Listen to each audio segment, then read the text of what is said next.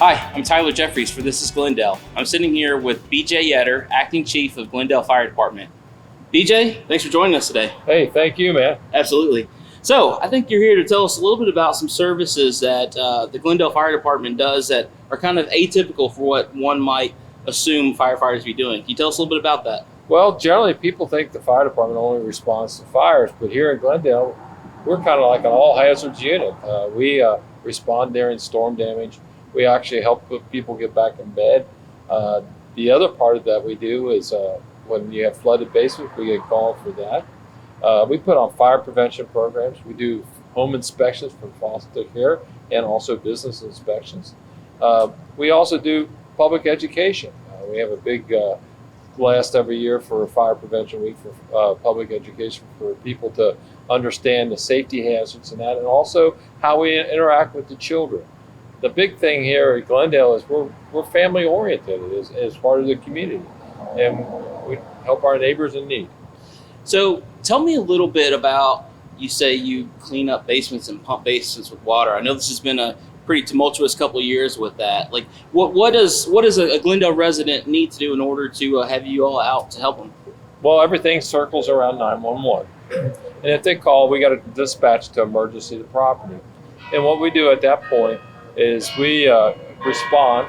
We have pumps that we carry on our 245 unit over here, and we've been able to start pumping water out of the basement and get it down to a level that's reasonable and manageable for the homeowner. The biggest thing is we look at make sure that there's no hazards involved that could potentially be a problem for the homeowner. At the same time, if there's electrical component with that, we make sure they're safe. We back out and then get Duke Energy involved at that point. Sure. So kind of walk me through what a typical day might look like for the Glendale Fire Department. I know no day is probably typical, but what kind of calls are you all doing, versus kind of emergency versus community service type Most deal? of the time, Glenn, we get calls for EMS service. Okay. And we contract services as the village does with Sharonville, city of Sharonville. Most of the time, we're finding that people are being released from the hospital. They fall. The fire department gets dispatched to help assist them back to bed or whatever it may be. Some of them have ongoing chronic illnesses and that. And a lot of times, it's as simple as, I don't feel good. Can you take my blood pressure? We'll get a phone call here. Guys will get in the pickup truck over here and go down and render assistance out that way. The big thing is to provide a comfort level to our residents through EMS, through fire, whatever we do. Everybody here is volunteer, and the big thing is, more than anything else, is we all respect what everyone has. It's just like we're going to our own home to take care of something and a loved one. Right. So I know a lot of you all out there are going to be interested in knowing that the Glendale Fire Department is bringing back the beloved pancake breakfast. Can you tell us a little bit about that this year? Well, I was put in charge of the pancake breakfast years ago, and then COVID hit, and quite frankly, it really decimated our fundraising effort for the fire department. So this year, I thought we were asked to put it back on. So we decided that instead of doing it in the spring around soccer and all that, that we do it on Fire Prevention Week. And we're going to do it October 8th from 7 to 11. We'll be mailing tickets out to the residents. It's $7, for a packet of tickets. And then the big thing is, more than anything, the kids eat free. And you can eat as many pancakes as you want. We will have some door prizes and some raffle opportunities for that. But it's just a community gathering. Great. So you're saying it's predominantly a fundraising thing. What are you all using those funds for? Well, this year we are bringing in, we would like to get a Lucas device for the fire department. Okay. What's that? A Lucas device helps us with an EMS run. If someone's a non-breather, that the Lucas device actually does the chest compressions. Okay. So that we can sustain the ability for that person to be revivable and improve, hopefully, their chances of surviving a heart attack or whatever it may be. Sure. The other thing is we're looking to buy jackets for the firemen for winter. The bright yellow reflective jackets that are insulated, that the guys can use to go out on EMS runs or out for a service call someplace. That way we can do that. This costs right around $200-300 a piece. So we figure if we can raise the money, then the Firefighters Association can help participate in the Lucas device and also give back, and then at the same time get some all-weather jackets for the firefighters to wear. Great. So tickets, $7, and you said it's October 13th? No, October 8th. October 8th, 7 to 11. Right. And I'm sure since it's a fundraising ordeal, if you wanted to drop an extra 20 or 30 bucks in a bucket, you guys wouldn't mind either, would you? Hey, we'd love you for helping us out, man. All right. Anything else you'd like to leave us with today? I just want to tell everybody that the firefighters here take pride in what they do, and we're proud to be part of this community. And the village has helped us out greatly by improving our facilities and also constantly looking out for our well-being. So we want to thank everybody. Well, I guess on behalf of This is Glendale, and I hope I speak for most of you out there, thank you as well. Hey, thank you. Right. Thanks, BJ.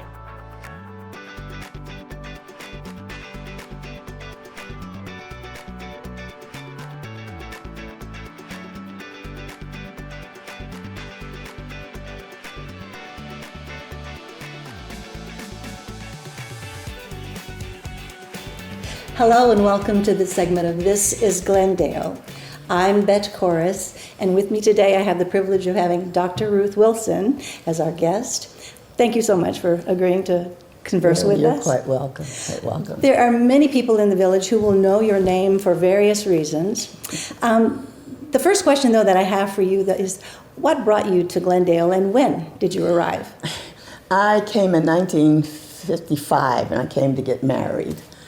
And so I've been here ever since. Oh, great, yes. Mm-hmm. And then you were married, and then you had a second husband, right, Yes, who yes. was a minister. Yeah? Yes, he was a minister, the Reverend Drayton. Right, and he built his own church, you were No, telling that was Reverend Wilson. Reverend that built Wilson. it. Yeah, the one okay. that I'm a widow to. Oh, okay. Yeah, he built the church himself. Yeah, Oh, that's he pastored right. until he wasn't able anymore. Right, yeah. Mm-hmm, yeah. Well, that's great. So you've been in the business of helping people spiritually for quite some time, haven't you? Ever since I was 12 years old. That's excellent. At the age of 12, when I would go to Sunday school, and the teacher would teach us, I was in the intermediate girls at that time, and she would teach us, and then I would come home. My father was a miner, and he had a bus and 2 trucks, and he'd have one of the trucks in front of the house, and I'd go in and clean it up and go around the neighborhood and gather up all the children in the neighborhood and put them in the truck. And then I would teach them what I had learned in Sunday school that morning.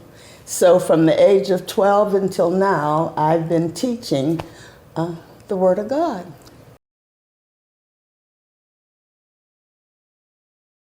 Your grandmother, I think, was a huge... My grandmother and my mother. And your mother, yes. My mother and my father's mother. Right. They were the ones that taught me mother wit.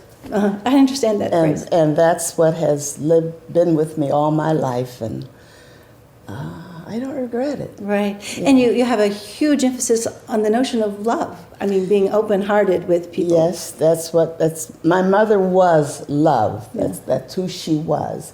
And my grandmother, too. My grandmother was a slave, so she had a lot that she went through that she was able to let me know that love is the very basis of everything. You don't look at the color.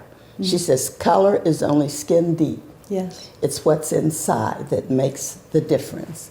And she even, she said, now when you cut yourself, the first thing you see is white flesh. Mm-hmm. Then when the blood hit it, it's pink, and then it's red. And everybody has the same thing under that skin. Exactly. So you love people, not who they are or what they look like. You love people. The title Dr. Ruth, how exactly is that defined? Well, I was married to Reverend Drayton at that time, and he worked. He had a business, and he was gone all the time.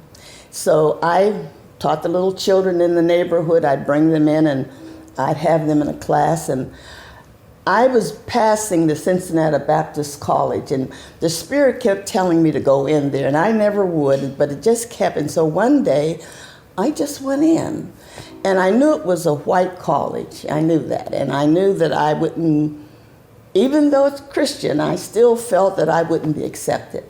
But I went in, and I was in my late 40s, and I said, man, I haven't been in school forever. So I had to really study. And the professor told the class one day, he said, class, no more grading on the curve. We've got an A student here now, so you have to study. And he said, and I thank God for sending her because you've been sliding on the government's money. Now you have to learn. So I started there, and I got my doctorate, my bachelor in Christian education. And then I went to the Black Christian college. It was a Baptist. They had me there to teach. And so because my college wasn't credited, but they were, I had to go through that again. So I have 2 bachelor degrees. And when I taught the Pauline letters there, when I graduated from there, I kept on going, and I went to the temple in Forest Park where I received my master's. And then my friend came to me. She says, I'm starting a college, and I want you to teach the Greek language. I said, no, you don't. I said, no. She said, yes, I need a teacher for the Greek language. And I said, no. So I called my professor at the Cincinnati Christian College, and they said, you can do it, you can do it, you can do it. So I went on, and I taught the Coney Greek, but I only needed about 5 credits in order to get a doctorate degree. So I just went on and studied, and I got my doctorate there. And then the Cincinnati Christian College, because of my work there, they bestowed a master's degree on me. So, and then at the Apostolic College, they bestowed the Doctor of Divinity on me. So I have 2 bachelors, I have 2 masters, and I have 2 doctorates. So now I'm Dr. Ruth. Well done. And I am now teaching. I have my program on ICRC every day. I'm teaching the scriptures. I don't teach denominational belief. Right. I teach the scriptures as the Holy Spirit has endowed me to do. So, and I'm still on the faculty of the Christian Cincinnati Christian College on Reading Road. Yes, well, I didn't know Jade at that time. She lives at that corner, and she heard about me raising this little white child, and I don't think she could wrap her head around an 82-year-old woman raising a little white child, you know. And she came and she told everybody in the community about me. I didn't even know the people. The mayor and That Mayor Wally. Hubbard. No, it was, what was his name? I'm 97, so I can't keep that up there. That's okay. But the mayor at that time, and Jade, and I call him Mr. Woolley all the time, and the Edmondsons and the Evans, the Bridenstines. She just told everybody about this woman, you know what I mean? And they started helping me raise Brianna. And I don't like the name raise because my mother said, you don't raise children, you rear children. True. So they helped me to, she is who she is today because the community came together and helped me. They sent her to the camps, they paid for her trips to camps. They paid for everything that she was in at the Princeton High School because she was a violinist in the orchestra. And wherever they went, they saw to it that I had the money to send Brianna there. So I'm very proud of her, and I tell Jade all the time, if it hadn't been for you, I would not have been able to give Brianna the opportunities that she has had. And from there, just everybody seemed to find out, Dr. Ruth, you know what I mean. And it's amazing how in my community, like my grandmother and my mother said, color is only skin deep. And I never look at anybody, their color. Right. I just don't. All the way through grade school, high school, college, people are people. And that's what I want, to treat them like they are people. And when I got custody of Brianna, her mother always had her raised in the black community, all of her babysitters. But when she came to me, I said, well, now, she needs to know both races, all races. Mm-hmm. And so then I started educating her in the white life, and she already had been in the black life, you know what I mean? Uh-huh. So she's a very well-rounded young woman. It's terrific. And so that's how they know Dr. Ruth here. And then when that B&B, that 563 thing came up, Wally said, Dr. Ruth, are you behind this? I said, no, I'm in front of it, behind it, in the middle of it, under it, and above it. And he said, I knew you had something to do with it. You had it covered. I had it covered. Well, it was amazing to me that this was happening, you know what I mean? And I just didn't think it was fair, so I just riled up everybody. And I'm praying every day that whenever the bill right now is before the House, the Ohio House. The committee passed it, but it's in the House now. And I've gotten as many people as possible to call the representative, the Senate representative and the House representative, to fight this thing. This is Glendale. We are a community. We do not need to be a business community on that scale. And even though it's in my community, I feel that it affects the entire village of Glendale. Right. Yeah. And I'm praying, I'm not hoping, I'm praying that the residents of Glendale will fight this bill so that we won't be opened to that type of business. Look who has arrived. Come. Thank you, dear heart. That's my baby, that's Brianna. Everybody calls her Bree, though. Bree, uh-huh. Well, this has been amazing. I love it. Thank you so much for sharing your me. wisdom and humor and grit. You're a fabulous woman. Thank you.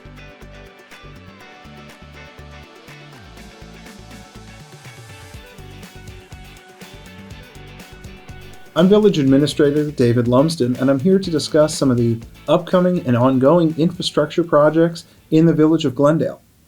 First is the replacement of the village's water meters. The village is working with our engineer to locate all 1,050 of our water meters in residences and businesses around the village. The village is replacing these water meters with what are known as remote read water meters. These remote read meters will allow the village to more accurately and more quickly collect water meter readings from all of our utility customers. Right now, if your water meter is in your basement, you have to submit one of these green cards or text or call your meter reading into the village. That system will be eliminated thanks to these new remote read meters. Work is underway to locate meters in yards, in pits, in the front yards of homes in the village. Next, crews are moving to inside meters located in basements and crawl spaces around the village. Those with meters inside their homes or businesses will receive a letter from the village indicating when that work will begin. One exciting benefit of the replacement of our water meters is also the replacement of the village's billing procedures and software. No longer will the village be sending out these small green postcards.